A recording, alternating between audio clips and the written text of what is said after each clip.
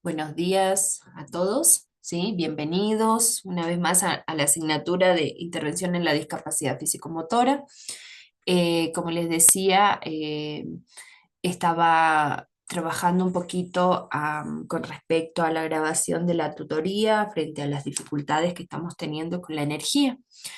Quiero comentarles que en la segunda tutoría se ha tocado en realidad algunos elementos que guardan relación con la última clasificación que se abordó en el encuentro anterior. Me gustaría hacer un repaso así como muy rapidito para que guarde relación con la continuidad de lo que vamos a tratar el día de hoy. Entonces, sí los invito a revisar sobre todo la tutoría la tutoría 2 de esta semana, que la van a encontrar en el aula, en el cual se abordan algunos elementos que guardan relación con la clasificación de la discapacidad motriz según el origen. Allí, bueno, les comento, así como muy rapidito, porque se ha trabajado en función de este último criterio que, no sé si recuerdan esta diapositiva, que fue la última que abordamos en el encuentro anterior, en donde establecimos que Basile y colaboradores establecen la clasificación de la discapacidad motriz según el origen de esta deficiencia, ¿sí?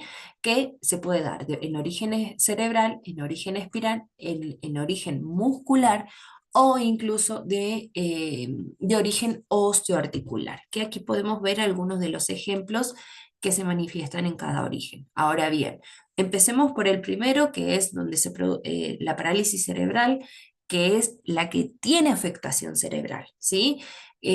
Cabe destacar que la parálisis cerebral es considerada una de las causas más frecuentes en la minusvalía física en la infancia, ¿sí? Esto implica la existencia de una lesión que puede darse en tres momentos, en la prenatal, o sea, antes del nacimiento, perinatal, durante el nacimiento o postnatal, luego del nacimiento.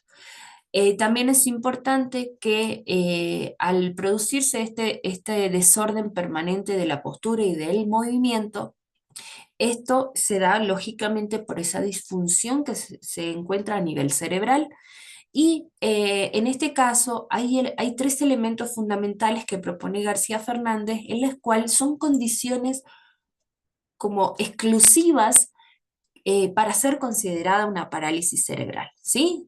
Primera, que hay una lesión a nivel del sistema nervioso central, que esa lesión implica que el cerebro no se encuentra maduro. Hay una afectación al movimiento y la postura, efectivamente.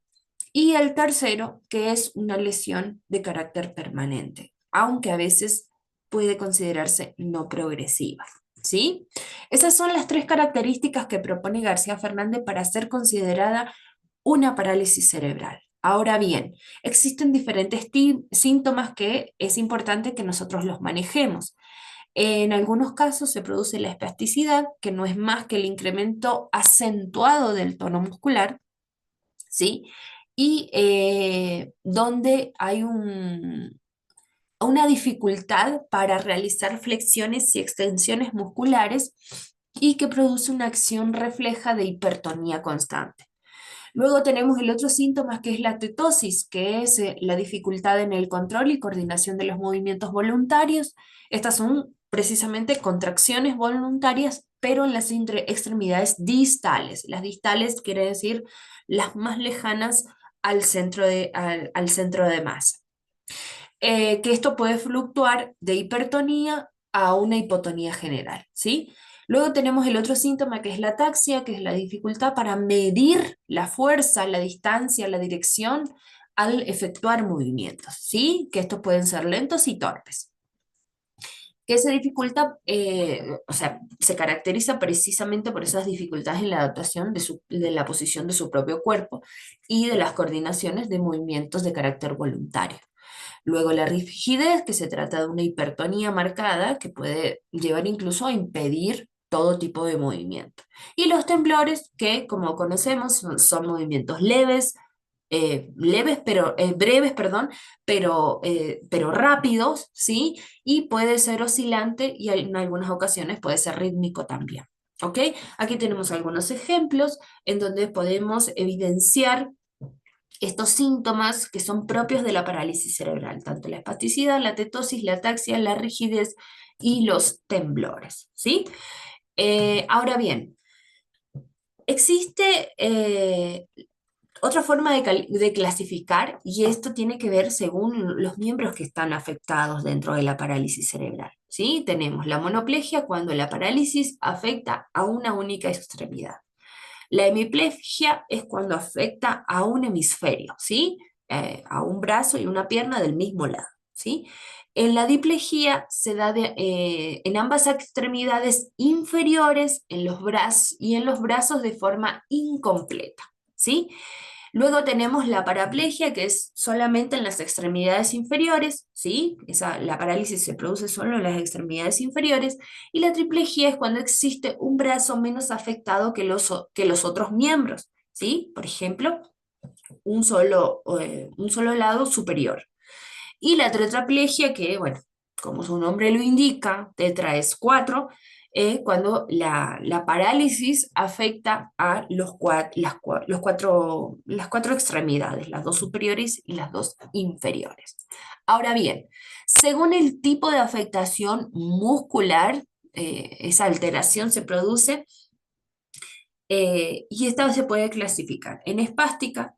Aquí la parálisis cerebral que se localiza en la corteza cerebral afecta a todos los centros motores y se produce una gran rigidez muscular, ¿sí?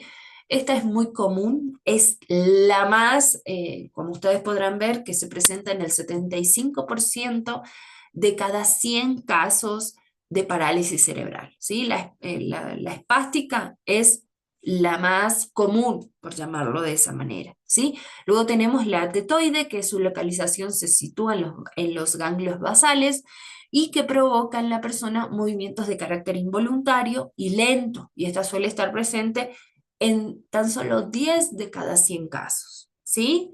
La táxica, esta se produce a nivel de cerebelo, y esto lo que afecta en realidad es la coordinación de movimientos, de equilibrio, y esto lógicamente repercute en la inestabilidad que un sujeto tenga en la marcha, ¿sí?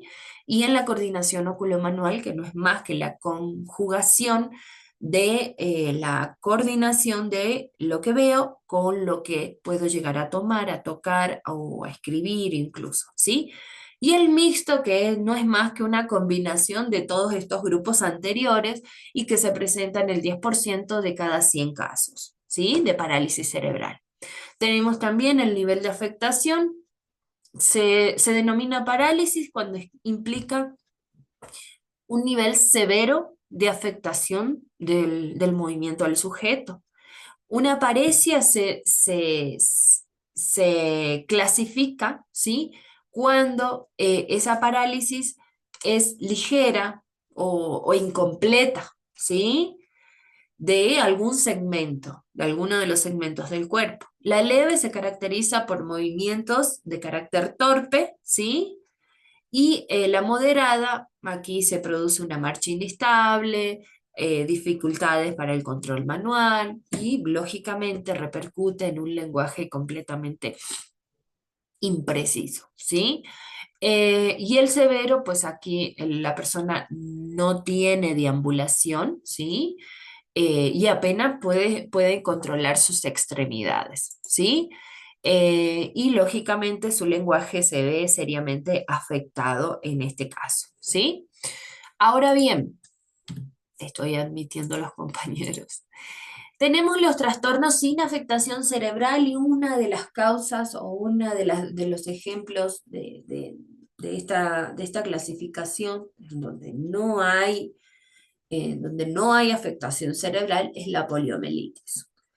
Que la poliomielitis no es más que un ataque inflamatorio de las astas anteriores de la médula, ¿sí? Esto produce una parálisis flácida que en este caso implica degeneración de los músculos completos, o sea, se produce una degeneración de esos músculos por la destrucción de las neuronas motoras. Fíjense, es un ataque inflamatorio de las astas anteriores de la médula. Como ustedes saben, la médula es uno de los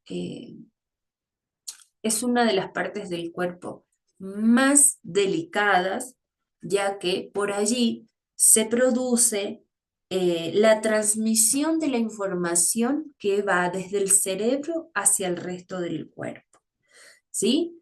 Esto provoca atrofias musculares, pero, digamos, como la ventaja o la fortaleza en este caso frente a esta condición es que no tienen trastornos sensoriales, ¿sí? Y esto implica que la persona pueda controlar esfínteres. ¿M?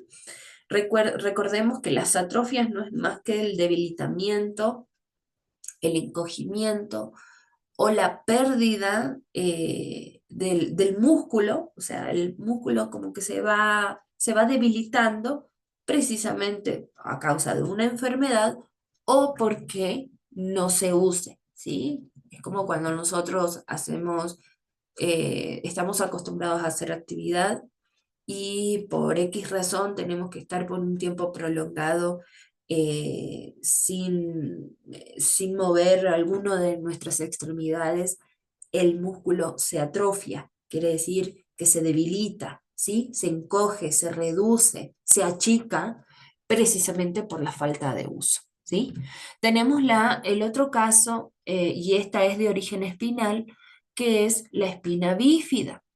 Es una de las encefalopatías más características de la infancia.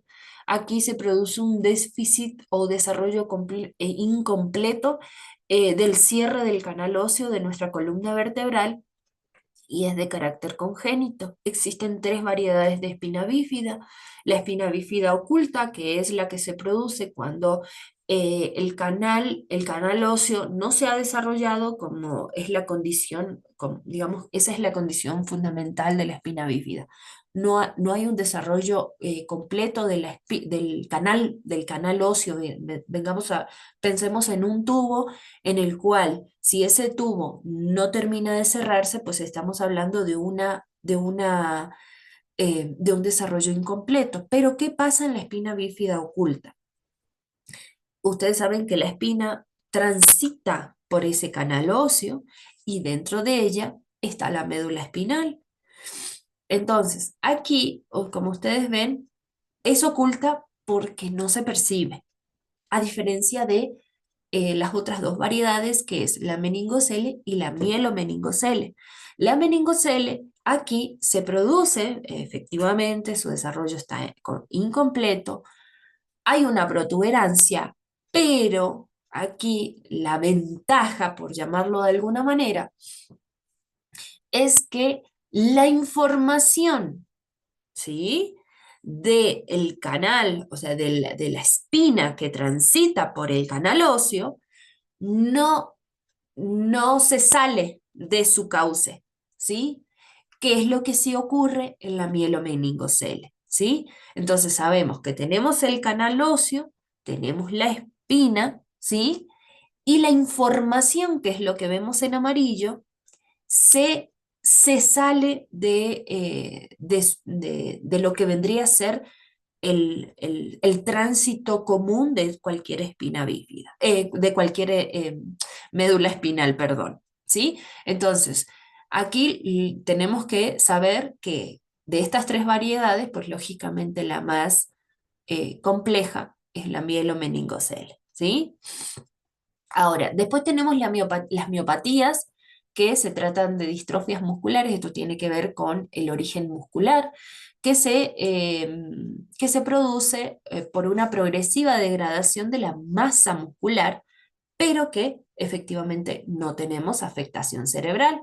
Sus causas realmente son desconocidas y recordemos que las distrofias son un grupo de enfermedades que están provocadas por defectos en los genes de una persona, ¿sí? Con el tiempo, esta estabilidad muscular disminuye, por supuesto, todo tipo de movilidad del sujeto y lógicamente dificulta su vida cotidiana, ¿sí? Hasta aquí, esto era el repasito que yo les quería compartir, que fueron algunos criterios que me parecieron importantes para poder concretar el trabajo, el primer trabajo orientado. Ahora bien, en este encuentro vamos a continuar con, déjenme buscarlo, no me quiero perder. Ya les voy a compartir lo que vamos a abordar el día de hoy. Seguimos con la aproximación conceptual y en este caso vamos a hablar un poquito acerca de las detecciones, ¿sí? ¿Me permite? ¿Hasta aquí alguna duda, tal vez? No sé si como no quiero robarles más tiempo del que poquito tenemos, pero quiero ser bastante eh, práctica con los encuentros. Entonces, como les decía, vamos a abordar algunos elementos, ¿sí? Algunos elementos que guardan relación con la detección. Es importante que cuando estemos al frente de una discapacidad motriz, seamos muy estratégicos para poder determinar esta condición, ¿sí?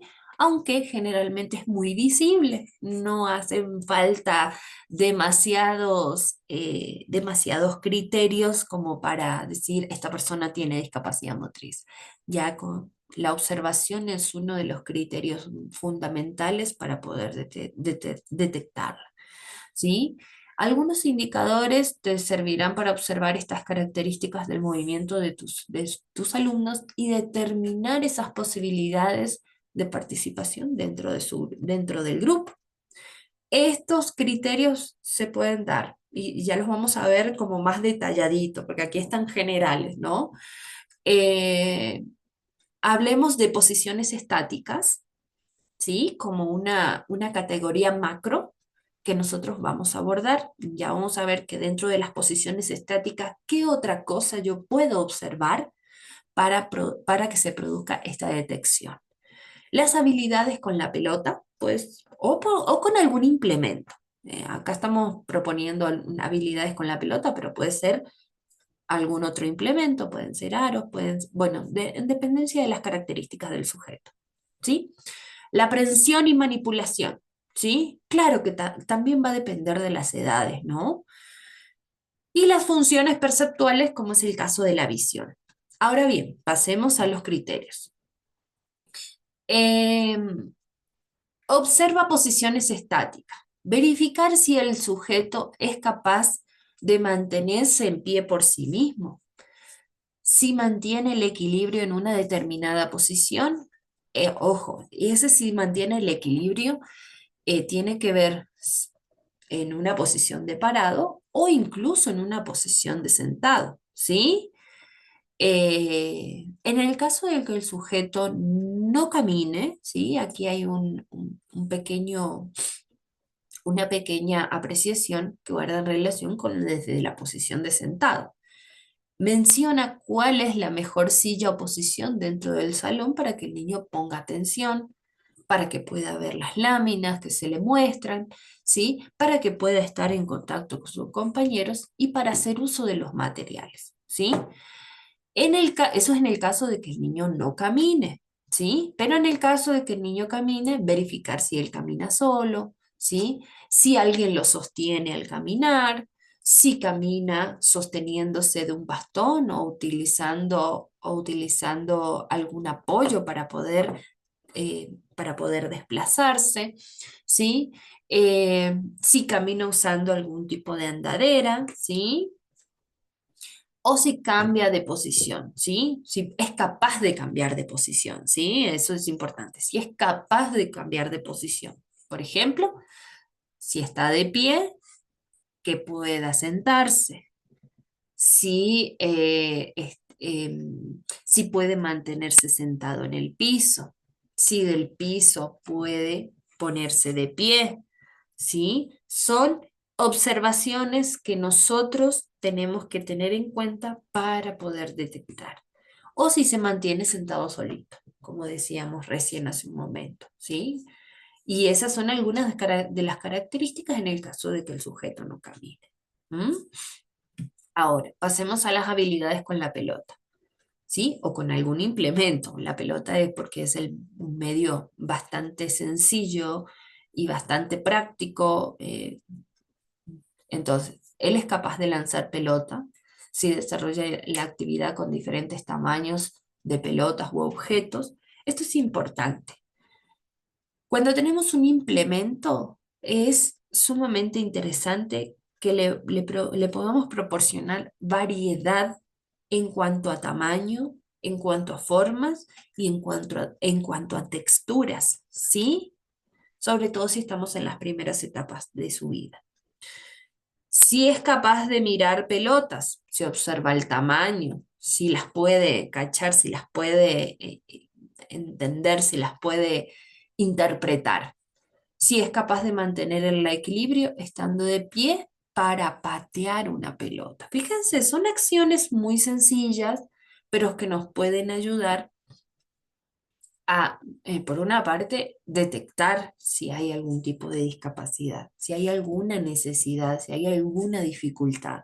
¿Ok? Después tenemos el otro criterio que es la aprehensión y la manipulación. ¿Sí? Recordemos que la aprehensión es la habilidad que tiene nuestra mano para sostener un determinado objeto, sea cual sea, sea un cubierto, sea un vaso, sea una pelota, sea un lápiz, ¿sí? Y aquí es importante observar si el niño toma cosas de diferente tamaño y si es capaz de sostenerlos por momentos prolongados. Por ejemplo, si sujeta el lápiz o un crayón con la presión suficiente para escribir o colorear. ¿Sí? Es bastante sencilla la acción aquí, la observación. El tono muscular y fuerza en las manos. Aquí es importante considerar este criterio porque en ocasiones los niños que tienen problemas en su motricidad tienen problemas en la fuerza. ¿Sí? A veces o aprietan demasiado el lápiz o bien aprietan la mano, ¿sí? Que no pueden extenderlas para tomar cosas, ¿sí? O sea, están muy rígidos. También sucede que el tono muscular es tan bajo que carecen de esta fuerza, o sea, puede darse de ambas formas. O tienen mucha fuerza, por ejemplo, para presionarle el lápiz o para sostener las cosas, ¿sí? Y en otros casos se produce la inversa, ¿sí? Que no tienen la suficiente fuerza del tono muscular, o sea, eso guarda relación con los músculos, el tono muscular que no le permite sostener estos objetos con la mano y que solo pueden sostener ciertos objetos por un periodo de tiempo muy corto. Luego tenemos el control del tronco y la cabeza. Aquí observa, tenés que observar si el niño mantiene la postura de sentado al realizar actividades con sus manos, ¿sí? Con cualquier tipo de actividad, con plastilinas, con papel, al colorear, en fin, ¿sí? Verificar si él es capaz de controlar su tronco, su posición y su cabeza al realizar actividades de manipulación. Habilidades para soltar, perdón. Aquí se observa si el niño cambia objetos de una mano a otra, ¿sí? Si lo deja suavemente sobre el espacio, ¿sí? Porque se puede dar que el chico intente dejar un objeto sobre la mesa, pero cuando esté cerca lo suelte y el objeto se caiga o se voltee, ¿sí? O sea, si es capaz de dominar, ¿sí? La habilidad de soltar algo, ¿sí? Y el desarrollo bilateral. Aquí se refiere al uso de ambas manos de manera práctica. Por ejemplo, cuando están en la adquisición de la escritura, verificar si el sujeto con una mano sostiene la hoja que está escribiendo, ¿sí? Del mismo modo para recortar, si es capaz de sostener lo que está recortando, ¿sí? Esto fundamentalmente es hacer un buen uso coordinado de ambas extremidades, ¿sí? Superiores, me refiero. Después tenemos lo que guarda relación con las funciones perceptuales, fundamentalmente la visión, agudeza visual. Cuando hablamos de agudeza visual, es cuando el sujeto es capaz de centrar imágenes para comprenderlas, ¿sí? Por ejemplo, que pueda percibir tamaños, distancias e incluso contrastes. El campo visual es el espacio delante de todo lo que percibimos, ¿sí? Un sujeto realmente tiene un un sujeto que no presente ninguna dificultad, tiene un campo visual bastante extendido, incluyendo más de 180 grados, ¿sí? Porque haciendo ustedes mismos la prueba, ustedes se paran y dicen, bueno, ¿qué es lo más extremo de un lado que logro visualizar sin modificar la posición anatómica de mi cabeza, ¿sí? En este caso, el campo visual, como su definición lo indica, es el espacio o sea, el espacio que percibimos delante nuestro. Y este tiene que ser aproximadamente de 104 grados, ¿sí? Estamos hablando de un radio más o menos de esta. Luego, el seguimiento visual. El seguimiento visual es la capacidad de seguir un objeto en movimiento, ¿sí? Generalmente cuando los bebés están de meses, ¿sí? Este es uno de los indicadores que nos permiten incluso determinar no solamente la discapacidad motriz, sino la discapacidad visual, ¿sí? Este es un criterio que también se puede utilizar para la discapacidad para verificar si el sujeto es capaz de dar seguimiento a un objeto en movimiento. ¿Mm? Aquí tenemos algunas estrategias ante la discapacidad motriz. Por ejemplo, hacer cambios en la estructura del aula, ¿sí? Cambiar posiciones, cambiar la disposición de las mesas, incluso cambiarlos de lugar, ¿sí? A integrarlo a cualquier actividad, ¿sí? Dándole un rol específico. Aquí es importante que trabajemos juegos de roles en los casos en los que no pueda cumplir, por ejemplo, con lo requerido por causa de su discapacidad, que él pueda ser el árbitro en una situación particular, ¿sí? Aquí lo estamos proponiendo como un árbitro en el fútbol, ¿no? ¿Por qué? Porque su misma condición le va a impedir estar en igualdad de condiciones que sus compañeros, pero que darle un rol particular, un rol que solo él lo pueda cumplir, ¿sí? Para que no se sienta excluido. Motivarlo, por supuesto, al estudiante recalcando su aporte en las diferentes actividades del grupo. Usar diferentes materiales también es importante, ¿sí? Sobre todo con el uso que hoy tenemos las bondades de la tecnología, de los dispositivos, de las aplicaciones, también lápices más gruesos, ¿sí? O con adaptadores, ¿sí? También tenemos estos esos dispositivos que se le aplican a los lápices. Tijeras Easy Grip, ¿sí? Usar diferentes metodologías de aprendizaje, tomar en cuenta las capacidades del alumno al momento de planificar, no de las discapacidades, sino de las potencialidades, de sus motivaciones, de sus preferencias, ¿sí? Yo planifico en función de no solamente de las características propias del estudiante, sino también de aquello que lo motiva, que le interesa, que le apasiona, ¿sí? ¿Para qué? Para que se sienta bien al momento de realizar la clase. Crear modificaciones en las actividades de manera que el estudiante sea exitoso en las mismas.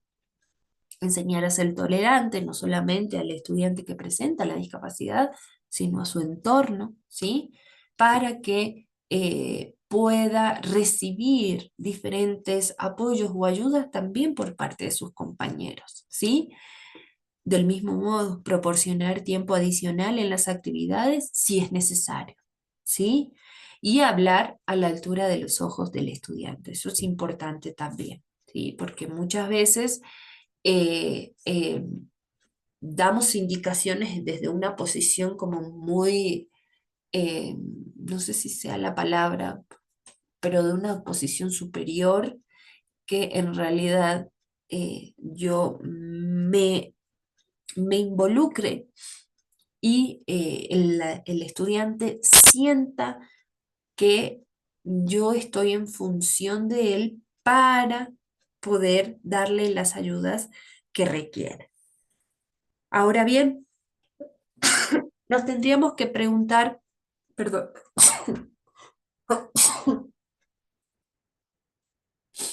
¿cómo apoyar a un niño que presenta una discapacidad motora? ¿Qué nos lleva a analizar eso? Pensar en estos apoyos educativos, tanto en la escuela como en el hogar, ¿sí?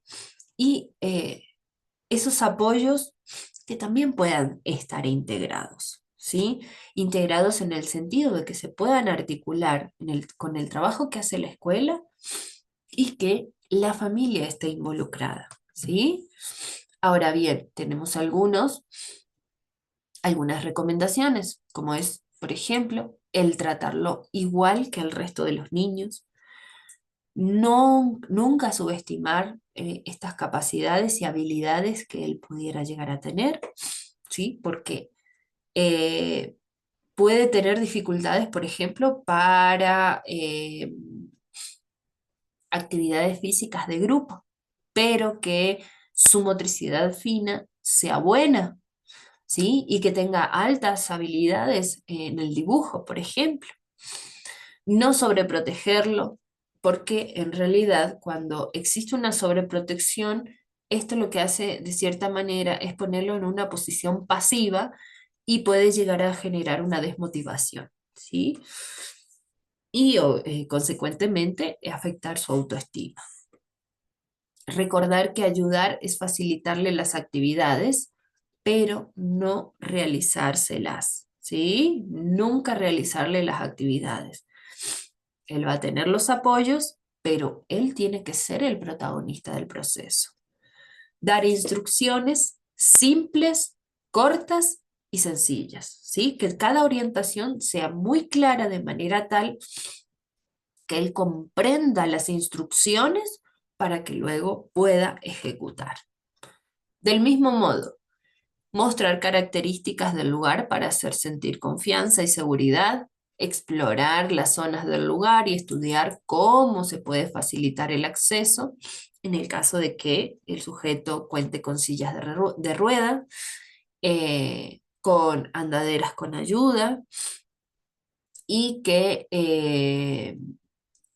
se puedan realizar sobre todo los pasillos, ¿sí? Que puedan ser amplios para que haya un desplazamiento sin dificultades. Eh, Cuando hablamos de eliminar el mayor número de barreras arquitectónicas posibles, esto, bueno, realmente se trabaja mucho, sobre todo en las instituciones, para que esto realmente deje de ser un impedimento que implique la movilidad, la accesibilidad de las personas que presentan alguna condición de discapacidad, ¿sí? Y esto es hacer de la escuela, por supuesto, un espacio accesible. Aquí tenemos algunas estrategias que podemos tener en cuenta en el aula, por ejemplo, la adecuación del mobiliario, los recursos o materiales de apoyo que nos puedan llegar a servir, por ejemplo, las sillas adaptadas, los materiales de trabajo, las mesas, ¿sí? Es importante también sensibilizar a la comunidad educativa sobre aquellas fortalezas y apoyos reales que tiene el niño, ¿sí?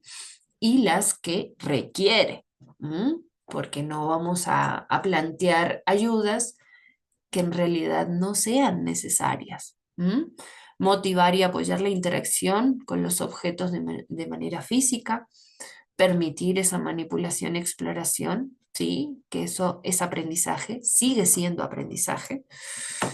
Y tener un programa individualizado que le permita explotar sus fortalezas, pero también detectar sus necesidades. ¿Para qué? Para yo poder intervenir de manera apropiada hacia aquellas habilidades que requieren de un tipo de refuerzo, ¿sí? Mm, y las ayudas. Aquí las ayudas es importante tener presente que yo voy a proporcionar ayuda solo si el estudiante se deja. Si el estudiante no quiere, debemos respetar su decisión, ¿sí? Fomentar el uso de materiales disponibles, motivar la experimentación de cosas nuevas, presentar actividades como un reto, ¿sí? Eh, Mostrar al niño cómo usar los objetos, no interrumpir cuando él esté concentrado en alguna actividad, a menos que sea estrictamente necesario, ¿sí? Permitir también la repetición de las actividades si el niño lo quiere, ¿sí? Porque muchas veces nos encontramos con actividades que han sido muy bien recibidas por él o los estudiantes y realmente quisieran poder repetirlo. Planear las actividades para que la pueda realizar de manera gradual. Y esto guarda relación con los principios de la pedagogía, que no es más que ir de lo simple a lo complejo, ¿sí? Em, Colocar al grupo de forma que todos puedan verse entre sí, ¿sí? Ya sea en círculos o en semicírculos, y recordar que el sentido del tacto se encuentra en toda su piel. ¿Qué quiere decir? Que cuando vamos a proponer alguna actividad, que no solo sea con las manos, que también pueda ser con los pies, ¿sí? Que puedan sentir otras texturas, ¿sí? Em, no solo con los pies, también pueden ser con la cara, ¿sí? ¿Para qué? Para proporcionar, ¿sí? Y estimular esa sensibilidad táctil. Ahora, aquí tenemos algunas recomendaciones para áreas específicas, como es el área de lengua. Utilizar sus habilidades para la iniciación de la lectoescritura, ¿sí? Ver qué es capaz de lograr, qué es capaz de manipular, qué es capaz de escribir, ¿sí? Proporcionar material para que pueda manipular, utilizar tecnologías para toma de apuntes, resolver exámenes, el uso de la computadora, de los mouse adaptados, las pantallas táctiles, ¿sí? Teclados adaptados, si es que se puede y se tiene la disponibilidad de los recursos. También es importante facilitar la lectura en el atril empinado, ¿sí? El inclinado, para una mejor proyección incluso, ¿sí? Adaptar los cuadernos de trabajo, en el caso de ser necesario que puedan ser más grandes, usar cartulinas, lápices gruesos, sellos, etiquetas, plantillas, en fin, entre otros. En el área de matemáticas, aquí es importante el uso de material concreto, material manipulable, ¿sí? Proyectar los conocimientos para que tengan un uso práctico en su vida cotidiana. O sea, recuerden que a edades tempranas el sujeto carece de un pensamiento abstracto, por lo tanto, requiere de que el material que se utilice sea material que ellos conozcan, ¿sí? Material que puedan tocar, que puedan ver, ¿sí? Que sea manipulable, porque sobre todo en la primera infancia, el pensamiento abstracto es muy deficiente, ¿sí? Partir de lo concreto al abstracto, como les decía hace un momento, plantear problemas vinculados a situaciones cotidianas, ¿sí? Generalmente con cosas que puedo, en el caso de las sumas y restas, cuántas manzanas me puedo comer en una tarde, ¿sí? Si yo me comí dos a la mañana y me como una por la tarde, ¿con cuántas estoy? ¿Sí? Em, o cuántas menos tengo en la heladera, por ejemplo, ¿sí? Dar más importancia a los conocimientos que a la forma de expresarlos, ¿sí? Elaborar tableros de comunicación también son muy utilizados con elementos del área de matemáticas, ¿sí? Para que pueda señalar respuestas. No necesariamente que los tenga que escribir, también los puede señalar y eso también genera la asimilación de un aprendizaje. Y en educación física, que es una de las, es el área como más difícil de trabajar porque el niño tiene una condición de discapacidad y si está en silla de ruedas, pues con más razón. Fomentar siempre la participación y la integración social, ¿sí? Porque eso le va a dar mayor independencia, mayor autonomía, va a mejorar su autoestima, ¿sí? Y su determinación ante situaciones en donde él se vea en situación de desventaja. Evitar que se quede inactivo o que sea solo un observador en las clases. Evitar completamente, ¿sí?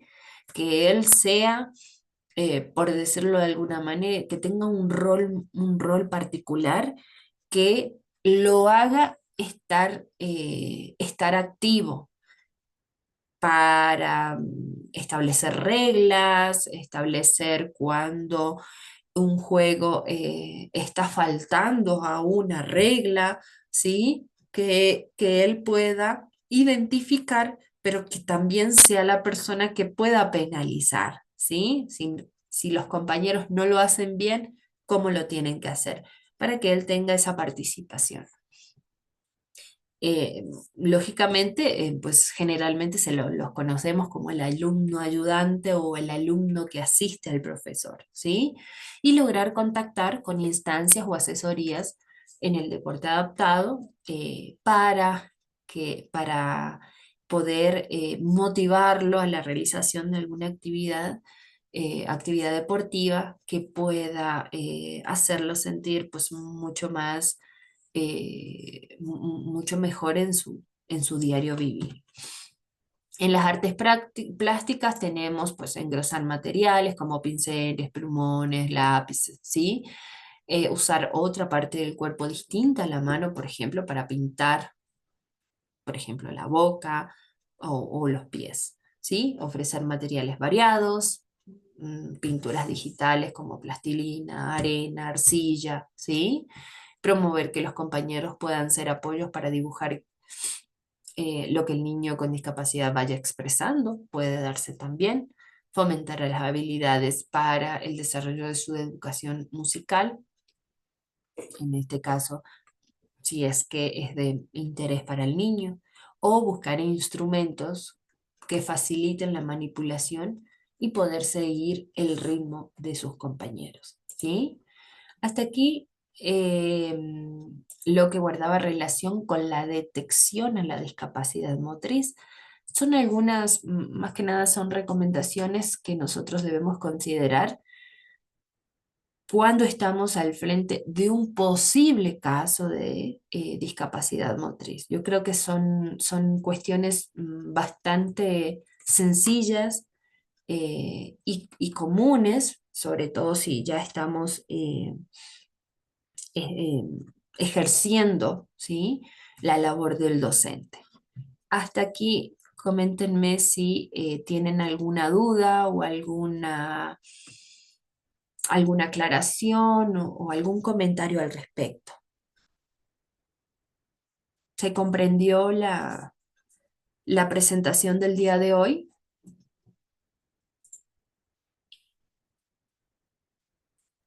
Sí, doctora, muy claro. ¿Sí? Bien. Quisiera, perdón, hacerle una pregunta, doctora, de un caso particular, porque me queda una duda, me puso a pensar. Yo conozco a un adulto, tiene 38 años, Ajá. que tiene algunos de estos síntomas. Por ejemplo, él tiene la rigidez en el movimiento, sobre todo el cuello lo tiene muy rígido, tiene hipotonía muscular, bajo desarrollo muscular, baja talla, lentitud en el pensamiento. Me suena como que una dificultad de este tipo de las que estábamos hablando hoy, ¿verdad? Sí, habría, en este caso, mm, ¿lo conoce hace mucho tiempo? Ya 3 años. 3 años. Y siempre ha manifestado esta hipotonía, rigidez, me dice talla baja, ¿tiene Sí, algún, sí? no ha sido progresivo en el sentido de que si no ha empeorado en este tiempo que usted lo conoce. No, toda la vida ha sido así, inclusive él tuvo eh, o sea, dificultades intelectuales desde niño, no acabó la primaria. Ah, estamos al frente de una discapacidad intelectual. Sí, aparentemente sí, no está diagnosticado, nunca ha sido valorado, pero yo lo sospecho así, por los síntomas que le veo. A ver, lo que sí hay que tener presente que cuando estamos al frente de una discapacidad intelectual, ¿sí? Todas las áreas involucradas en este caso, sea la cognitiva, sea la afectiva, sea la motriz, se encuentran afectados, pero es por la misma condición de discapacidad, ¿sí? Ah, ya. Es exacto, es por la condición, se encuentran afectados significativos, algunas áreas un poco más que otras, pero si nos encontramos frente a una discapacidad intelectual, las demás áreas se encuentran afectadas de igual manera, ¿sí? Y Ah, esto se puede trabajar a partir de intervenciones que guarden relación con las características propias del sujeto, ¿sí? Sobre todo si tiene ya. algún tipo de motivación. Usted me dice que tiene 38 años, estamos hablando de un sujeto ya un adulto, que muchas veces tenemos que partir precisamente de esas motivaciones y preferencias para poder generar una intervención. Ujú. Pero sí se puede trabajar, se puede elaborar un plan de intervención en el cual nos centremos precisamente en esas fortalezas y en esas preferencias para poder generar un plan que sea amigable, que sea muy, muy ameno, ¿sí? Ya. Muchas gracias, doctor. Muchas gracias por su pregunta de igual manera.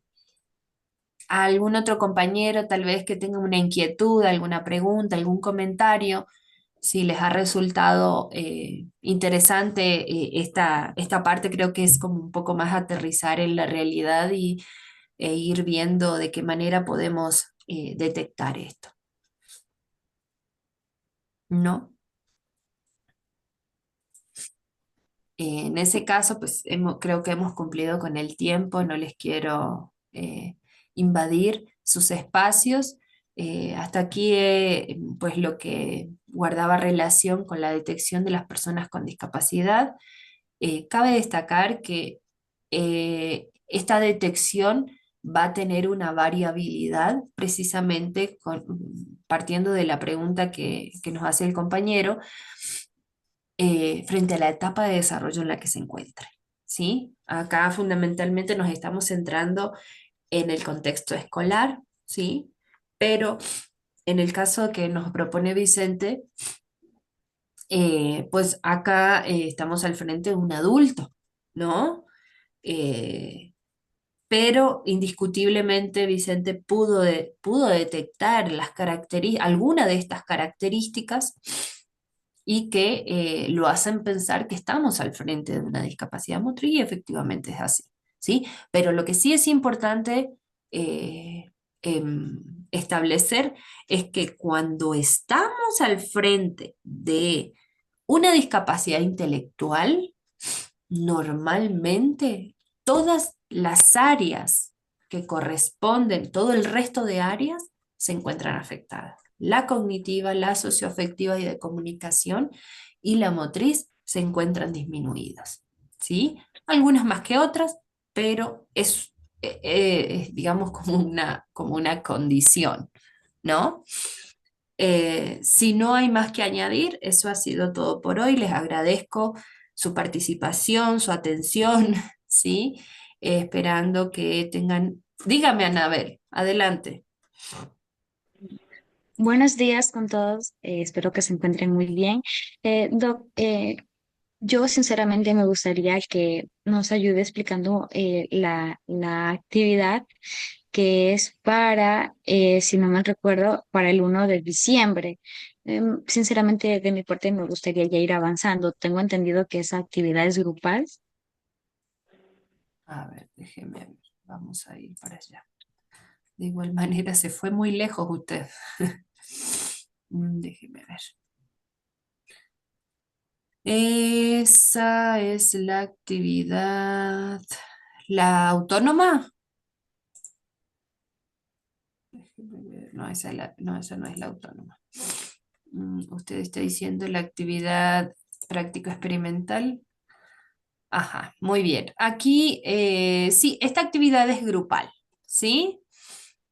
Esta actividad es grupal. Aquí vamos a hacer el análisis de un expediente psicopedagógico de un estudiante que presente una discapacidad físico-motora, ¿sí? Pero esa la iba a explicar la próxima semana porque corresponde al inicio de la semana 3. No sé si prefieren que yo lo que haría, lo que me interesa en este momento, ya aprovechando que usted hizo alusión a esta actividad, que vayamos buscando, si es que no lo tenemos, porque no todos trabajamos con personas que presentan una condición de discapacidad intelectual, es importante que investiguemos sobre un caso en particular, ¿sí? Como la orientación indica, vamos a revisar, ¿sí? Este expediente psicopedagógico de un estudiante que presente la discapacidad, ¿para qué? Para realizar un análisis de sus antecedentes, para verificar, por ejemplo, si la discapacidad motriz que tiene, cuál es el origen, como lo hemos estudiado, si tiene un origen cerebral, si tiene un origen espinal, si tiene un origen muscular, ¿sí? ¿Cuántos miembros se encuentran afectados? ¿Sí? ¿Cuáles son las características que tiene el sujeto? ¿Qué es lo que puede hacer y qué es lo que se le dificulta hacer? ¿Sí? ¿Para qué?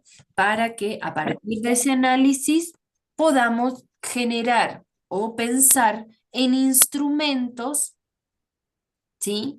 En instrumentos, eh, en instrumentos a aplicar, ¿sí? Que permitan ya determinar su desarrollo motriz.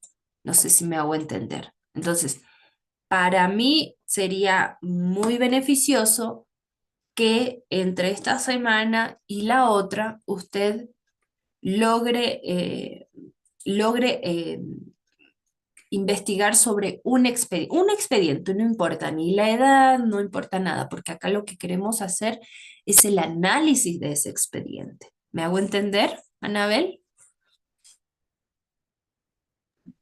Sí, doctora, sí, muchas gracias. Entonces, esa sería la idea, ¿sí? Si, ya si quieren con más detenimiento, la próxima semana yo les oriento mejor, pero aprovechando este espacio, creo que sería súper oportuno que ustedes puedan ir buscando un expediente, nada más que es precisamente para hacer el trabajo. Ustedes están organizados por grupos, entonces, si el servicio nos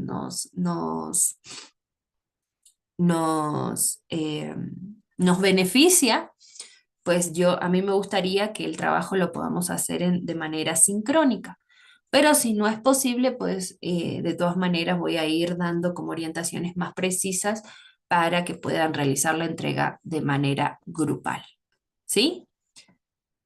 Entonces, esa sería como la parte más importante de lo que va a ser el inicio de la próxima semana, sin dejar de dar las orientaciones que guardan relación directa con la clase, ¿sí? Con las clases eh, teóricas. Si no hay más que añadir, eso ha sido todo por hoy. Les agradezco su atención, les agradezco sus comentarios también y bueno, estoy disponible en el grupo que tenemos, ¿sí?